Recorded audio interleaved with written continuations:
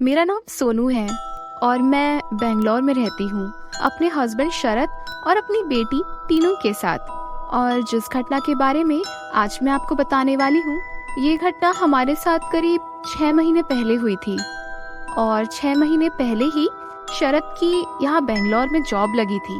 यहाँ बेंगलोर में आने से पहले हम दोनों गांव में ही रहा करते थे। शरद की यहाँ जॉब लगने से मैं बहुत ही ज़्यादा खुश थी, क्योंकि अब मैं अपनी बेटी को अच्छी परवरिश दे सकती थी और अच्छी एजुकेशन भी। पर शरद हमें तुरंत ही बेंगलोर नहीं लाना चाहते थे। उन्होंने हमसे कहा कि हम गांव में ही रहें और वो पहले कुछ महीने अकेले ही उस बेंगलोर में सिटी में गुजारे, ताकि वो वहाँ का रहन सहन समझ सके और घर को भी ठीक से एडजस्ट कर सके। उसके बाद उन्होंने कहा कि वो हमें वहाँ ले जाएंगे सिटी में। मुझे भी इस चीज़ से कोई एतराज़ नहीं था। हमने बेंगलोर में एक बड़े से अपार्टमेंट में एक फ्लैट खरीदा था। हमारे इस फ्लैट में 2 रूम थे और उस पूरे अपार्टमेंट में टोटल 5 फ्लैट थे, जिसमें से एक हमने परचेज किया था और बाकी के 4 खाली थे। शरद का पहला दिन तो बेंगलोर में बहुत ज़्यादा ही बिजी गया था।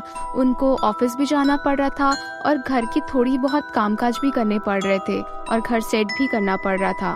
ऑफिस से वापस घर आने के बाद शरद ने वापस से थोड़ा सा घर सेट किया और फिर सोने के लिए चले गए। जैसे ही वो सोने के लिए गए, उन्होंने नोटिस किया कि ऊपर छत में से किसी के चलने की आवाज़ आ रही है, जैसे कि कोई औरत हील पहनकर चल रही हो।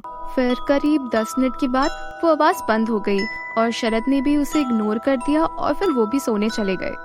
अगले दिन फिर जब वो लेट नाइट ऑफिस से वापस घर आए और जब सोने जा रहे थे, तब उन्होंने फिर से नोटिस किया कि फिर से छत से वैसी ही आवाज़ें आ रही हैं।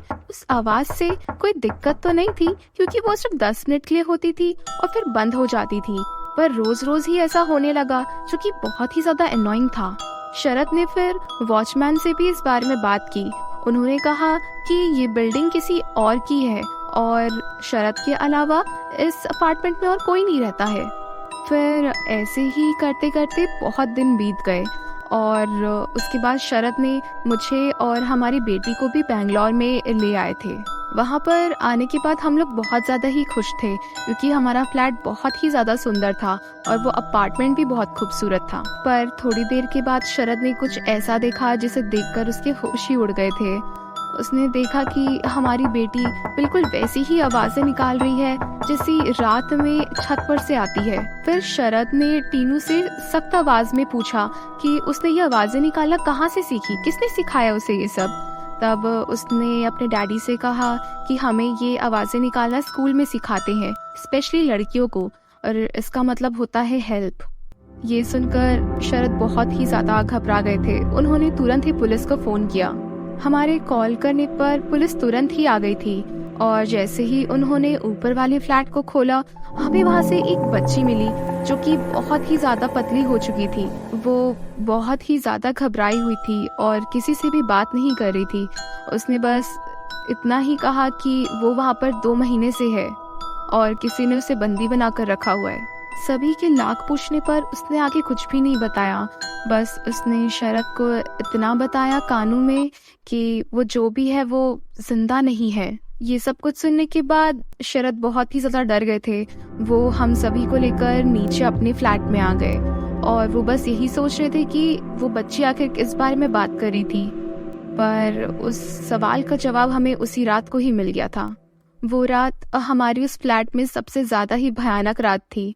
शुरुआत में हमारे किचन की सारी क्रॉकरीज, सारे कांच के बर्तन नीचे गिर कर टूटने लगे और फिर उसके बाद धीरे धीरे हमारे दीवार पर की फ़ोटो फ्रेम नीचे गिरने लगी। हमें पूरी तरह से महसूस हो रहा था कि हमारे अलावा वहाँ पर कोई और भी है। इतना होना ही काफ़ी नहीं था। थोड़ी देर के बाद हमें ऐसा लगने लगा जैसे हमें कोई छू छू कर जा रहा है। हम समझ गए थे कि ये किसी प्रेत का ही काम हो सकता है। ये सब कुछ होने के बाद शरद ने मुझे और टीनू को अपने किसी फ्रेंड के यहाँ ड्रॉप कर दिया। उसके बाद वो ये समझ गए थे कि उन्हें इससे बचने का कोई ना कोई उपाय सोचना ही पड़ेगा। शरद को ये मालूम था कि हमारी मदद अब कौन कर सकता है।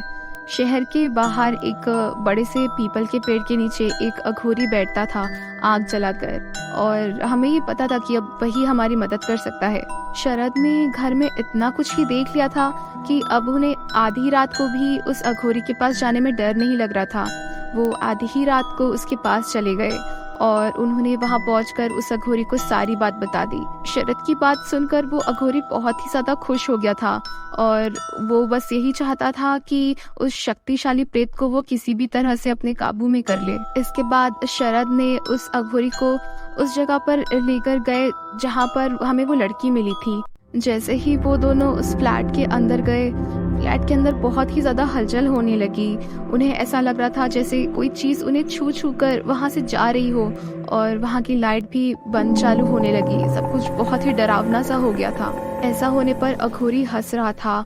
उसे ऐसा होने से पता चल रहा था कि वो चीज कितनी ज्यादा शक्तिशाली है। उसने शरद को पीछे धक्का दे दिया और फिर अपनी शक्तियां दिखाई। अघोरी को वो प्रेत कोई भी नुकसान नहीं पहुंचा पाई, और बहुत ज्यादा तबाही के बाद अघोरी ने शरद से कहा कि अब वो प्रेत उसके कब्जे में है और अब वो उस लड़की से मिलना चाहता है जिसके साथ ये सब हुआ था। तो शरद उसे हॉस्पिटल ले गए। वो अघोरी हॉस्पिटल के बाहर ही खड़ा हो गया और उसने कहा कि उस लड़की को बाहर लेकर आओ। तो शरद उस लड़की को बाहर लेकर गए, और जैसे ही उस लड़की ने उस अघोरी को देखा वो बहुत ही ज्यादा डर गई थी। वो कांप रही थी। उसने कुछ भी नहीं कहा, उसने बस उस अघोरी की तरफ इशारा किया और कहा कि वो जिंदा नहीं है। ऐसा कहते ही शरद और वो लड़की भागते हुए हॉस्पिटल के अंदर आ गए, और शरद आधी से ज्यादा बातें समझ चुके थे कि उस लड़की को जिसने बंदी बनाया था वो ये अघोरी ही था, और शरद ने जाने अनजाने में उसी इंसान से मदद मांग ली थी। शरद ने तुरंत ही फिर इंस्पेक्टर को कॉल किया और उन्हें सारी बात बताई, पर आगे उन्हें समझ नहीं आ रहा था कि अब क्या करना चाहिए। तो उन्होंने अपने गांव के एक पंडित को कॉल किया और उन्होंने बताया कि अब हमें किसी काल अघोरी से मदद मांगनी चाहिए, क्योंकि वो नॉर्मल अघोरियों से थोड़े ज़्यादा पावरफुल होते हैं। और पंडित जी ने हमें उस अघोरी का एड्रेस भी दे दिया था। शरद फिर उस बच्ची को लेकर उस काल अघोरी के पास गए, और वहाँ जाकर उन्होंने उस अघोरी को सारी बातें बताई। उस काल अघोरी ने वहाँ पर आग जलाई और कुछ मंत्र पढ़े कि तभी वहाँ पर वो दुष्ट अघोरी आ गया।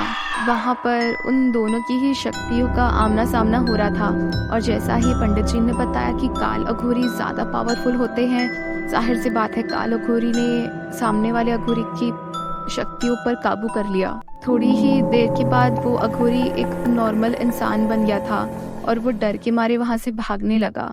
कि तभी काल अघोरी ने कहा कि जब ये इसकी नॉर्मल मृत्यु होगी तो मैं इसकी आत्मा को अपने वश में कर लूँगा। उसके बाद शरद उस बच्ची को लेकर वापस घर आ गए, और दोबारा फिर उन्हें कभी किसी डर का एहसास नहीं हुआ।